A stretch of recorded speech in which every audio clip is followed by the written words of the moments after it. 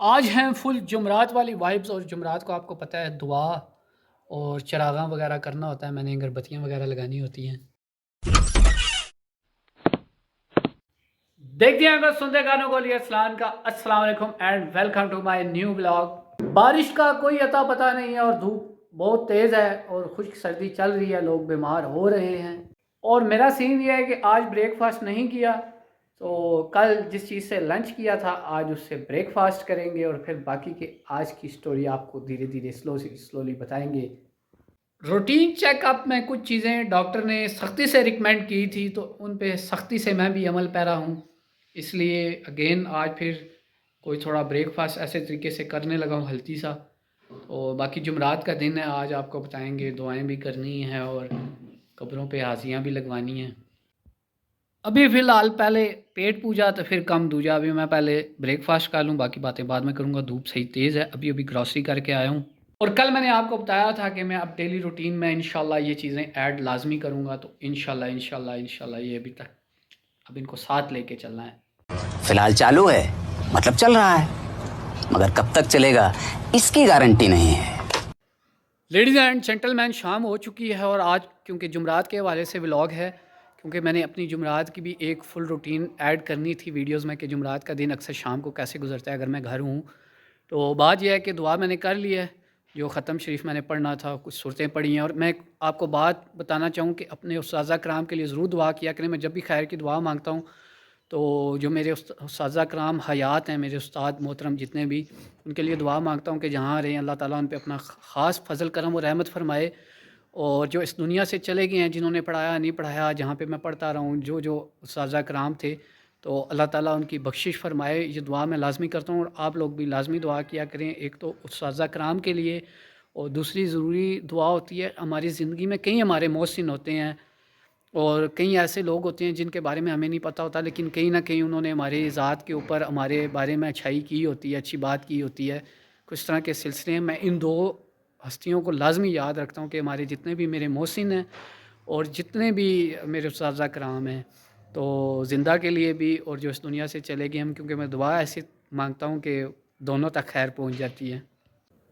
Guys باہر میں دعا مانگا ہوں قبرستان میں، اور ویڈیو اس لیے نہیں بنائی کہ اکثر لوگ جمعرات کو آتے ہیں، دعائیں وغیرہ مانگتے ہیں، کچھ لوگ زیارت پہ سلام بھی کرتے ہیں، ابھی بھی فیملی آئی ہوئی تھی، تو جمعرات کے دن اکثر لوگ چکر لگاتے ہیں، تو پھر میں نے مناسب نہیں سمجھا ویڈیو بنانے میں آ گیا ہوں۔ اور آج آپ کو میں ساتھ ساتھ آپ کو بتاتا ہوں کہ دعا مانگنے کا جو پراپر طریقہ ہے نا، وہ بھی آپ کو میں بتا دیتا ہوں کہ اکثر ہم دعا کرتے ہیں اور پھر کہتے ہیں ہماری دعائیں قبول نہیں ہوتی۔ بہرحال نہ قبول ہونا بھی اللہ کی ایک حکمت ہوتی ہے، لیکن میں آپ کو دعا مانگنے کا ایک طریقہ بتاؤں پراپر جو ہے، جو مجھے اچھا لگا ہے، وہ میں آپ سے شیئر کرتا ہوں۔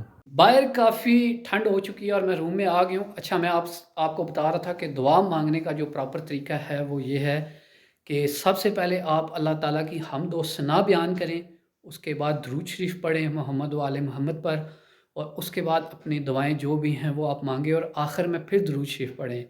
سب سے پہلے جب اللہ کی حمد و ثنا کرتے ہیں، ظاہری بات ہے کہ اللہ تعالیٰ کی ذات ہے تمام طاقتوں کا سرچشمہ، اور اللہ سے ہی ہم نے مانگنا ہوتا ہے، تو اس کی جب اللہ تعالیٰ کی حمد و ثنا، اور واقعی صرف اللہ کی ذات ہے جو حمد و ثنا کے قابل ہے، اور اس کے بعد اس کے پیارے حبیب اور ان کی آل، تو اس کے بعد ہم درود شریف پڑھتے ہیں۔ تو بات یہ ہے کہ جب شروع میں آپ درود شریف پڑھتے ہیں اور آخر میں درود شریف ایسی عبادت ہے کہ یہ فوراً قبول ہوتی ہے، تو جب شروع کی عبادت قبول ہوگی اور درمیان کی اللہ تعالیٰ کی ذات اتنی غفور و رحیم ہے، اتنا رحمان ہے کہ شروع کی جب درود شریف آپ کا قبول ہوگا، آخر میں درود شریف قبول ہوگا، تو یہ خدا کی شان ہے کہ وہ درمیان والی عبادت بھی ضرور آپ کی جو دعائیں ہیں وہ ضرور قبول فرمائے گا۔ اور ویسے بھی یہ دعا شروع کرنے سے پہلے یہ حضرت امام جعفر صادق علیہ السلام کا میں پڑھ رہا تھا فرمان اور دعا کا طریقہ پڑھ رہا تھا کہ یہ وہاں سے منقول ہے کہ پہلے آپ اللہ کی حمد و ثنا بیان کریں، پھر درود شریف پڑھیں اور پھر دعا مانگیں، پھر آخر میں پھر درود شریف پڑھیں۔ تو الحمدللہ میری تو اب روٹین ہے کہ میں دعا سے پہلے ضرور حمد و ثنا کرتا ہوں کہ تمام تعریفیں میرے وحدہ لا شریک خدا کے لیے، اور اس کے بعد شکر ادا کرتا ہوں کہ شکر ہر نعمت فضل کرم کے لیے جو میرے مالک نے عطا فرمایا اور عطا فرمائے گا، کیونکہ پہلے بھی بتایا آپ کو کہ جب آپ شکر ادا کرتے ہیں تو اللہ تعالیٰ نعمتوں کو بڑھا دیتا ہے، تو اور پیشگی شکر بھی میں ادا کر دیتا ہوں، اور اللہ تعالیٰ واقعی ہر کسی کو صبر اور شکر کرنے والا دل عطا فرمائے، بہت بڑی نعمت ہے۔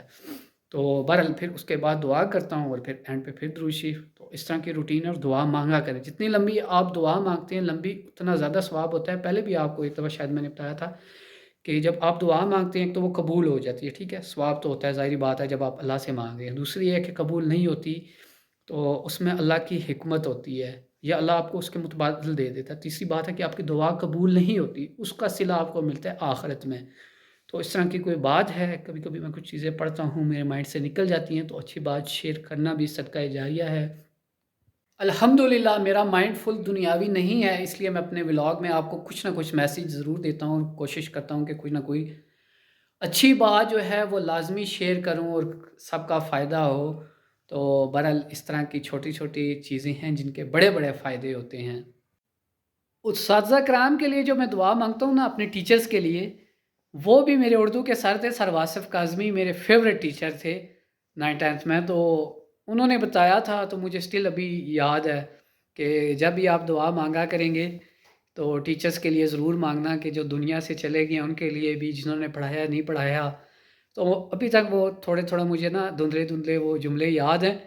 تو اب تو ماشاءاللہ روٹین ہے کہ پہلے اساتذہ کے لیے، پھر اپنے محسنوں کے لیے، تو پھر اپنے لیے دعا کرتا ہوں، والدین اور اساتذہ اور جو میرے محسن ہیں.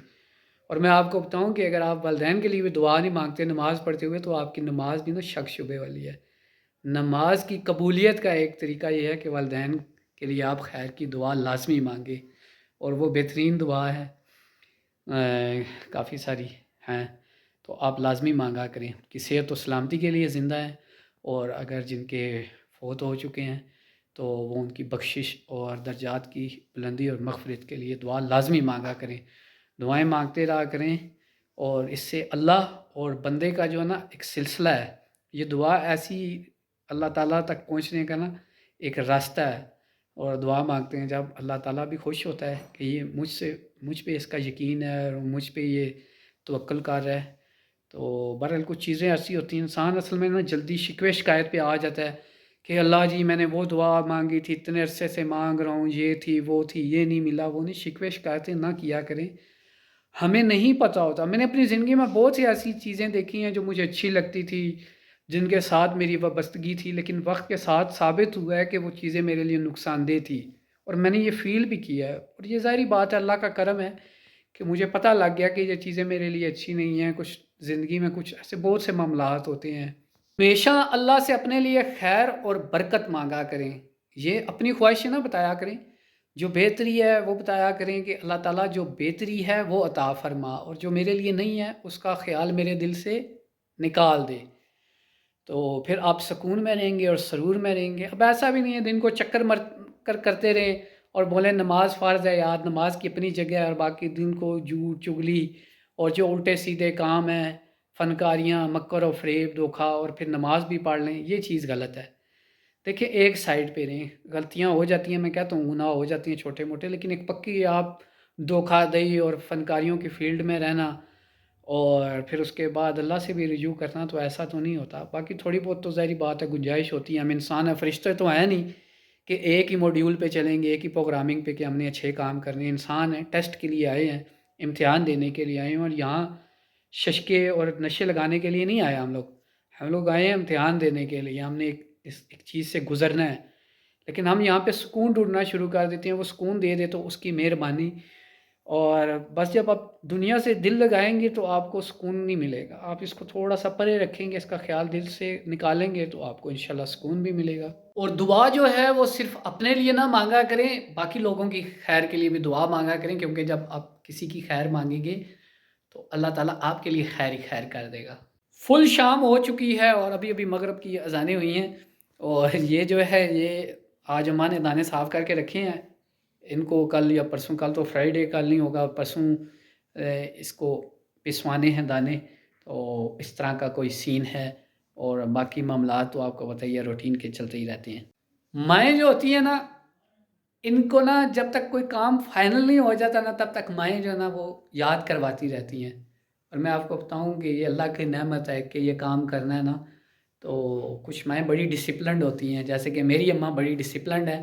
تو جب تک وہ کام، اب یہ والی جو ڈیوٹی میرے ذمہ لگی ہوئی ہے نا، یہ والی، یہ آپ کو اس لیے بتا رہا ہوں، آج یہ دکھا رہا ہوں. تو جب تک فائنلائز نہ ہو جائے تو تب تک وہ پھر مجھے یاد کرواتی رہیں گی، اور کیونکہ ابھی تھوڑا سا آٹا رہ گیا، اس لیے پہلے ہی انہوں نے نا آج مجھے کہا کہ یہ اٹھا کے اپنے کمرے میں رکھ لو تو اب آتے جاتے جب میں دیکھتا رہوں گا تو مجھے یاد رہے گی. کل تو آف ہوگا تو پرسوں انشاءاللہ آتے جاتے کہیں بھی گاڑی میں رکھ لیں گے اور جاتے ہوئے چکی پہ ڈراپ کر لیں گے، آتے ہوئے لے آئیں گے. اور میں خود تھوڑا سا ڈسپلنڈ ہوں، میں کہتا ہوں جو کام کرنا ہے نا وہ وقت اور ٹائم پہ ہو جائے، لیکن کبھی کبھی ایسا نہیں ہوتا، یہ میری تھوڑی سی بری عادت ہے. میں کہتا ہوں جو کام کرنا ہے نا بس ہر چیز ترتیب سے لگی ہوئی، اور میں ایسے گزرتے گزرتے سارے کام ہو جائیں، لیکن لائف ہے تو ایسا ہوتا نہیں. اور ابا جی بھی کبھی کبھی کہتے ہیں میں کسی چیز کی تھوڑی ٹینشن لوں نا تو کہتے ہیں یار یہ زندگی ہے، ایسا ہی ہوتا ہے، تو زیادہ ٹینشن نہیں لیا کرو. تو بس یہی زندگی ہے، جس طرح معاملات چلتے ہیں نا اسی کو لائف کہتے ہیں. تو پھر میں تھوڑا سا ریلیکس ہو جاتا ہوں، میں کہتا ہوں ابا جی کہہ رہے ہیں تو ٹھیک کہہ رہے ہوں گے. پتہ ہے آپ کو اماں ابا کا آرڈر اور لوہے کا گارڈر.